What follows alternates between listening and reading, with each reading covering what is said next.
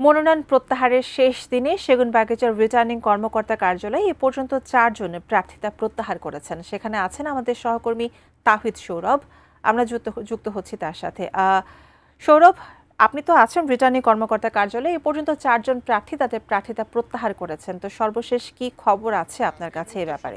তথ্য অনুযায়ী আরো একজন প্রার্থী প্রত্যাহার করেছেন। তিনি কিছুক্ষণ আগে জাস্ট এই আমি কথা বলার শুরুর থেকেই তিনি এখানে এসেছেন। একটু জানিয়ে রাখি, ঢাকা রিটার্নিং কর্মকর্তার কার্যালয়ে মোট ঢাকা সংসদীয় আসনের মোট 13টি আসন এখানে রয়েছে, যেগুলো হচ্ছে ঢাকা 4, ঢাকা 5, 6, 7, 8, 9, 10, 11, 12, 14, 16, 17 এবং 18।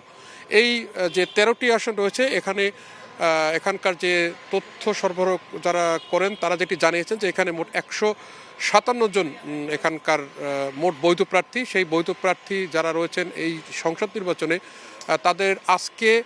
তাদের মধ্যে থেকে যদি কেউ তাদের মনোনয়ন বা তাদের যে নির্বাচনী অবস্থান থেকে কেউ যদি প্রত্যাহার করতে চান, সেটি হচ্ছে আজকের দিন। তো সেক্ষেত্রে এই মুহূর্তে একজন প্রার্থী তিনি তার প্রার্থীতা প্রত্যাহার করেছেন। তিনি এখানে গণমাধ্যমের সঙ্গে কথা বলছেন। আমরা একটু চেষ্টা করছি তার সঙ্গেও কথা বলার জন্য। একটু যদি আপনি বলতেন, আপনি কত আসনে থেকে প্রত্যাহার করছেন? ঢাকা 18 আসন বাংলাদেশ জামাত ইসলামীর মনোনীত প্রার্থী ছিলাম আমি।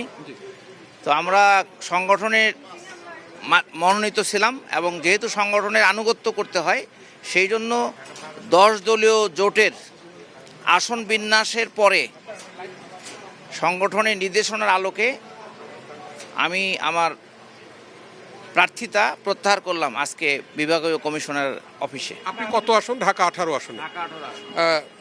শুনলেন যে ঢাকা 18 আসনে জামাতের প্রার্থী তিনি একটু আগে তার প্রার্থিতা প্রত্যাহার করছেন। এ নিয়ে ঢাকা রিটার্নিং কর্মকর্তা কার্যালয় এখন মধ্যে 4 জন প্রার্থিতা প্রত্যাহার করেছেন। এই প্রত্যাহারের শেষ সময় বিকেল 5টা পর্যন্ত আমরা অপেক্ষা করছি। আরও কোনো যদি প্রত্যাহারের বিষয় থাকে নিশ্চয়ই আপনার মাধ্যমে আমরা এটি নিউজের দর্শকদের জানাবো।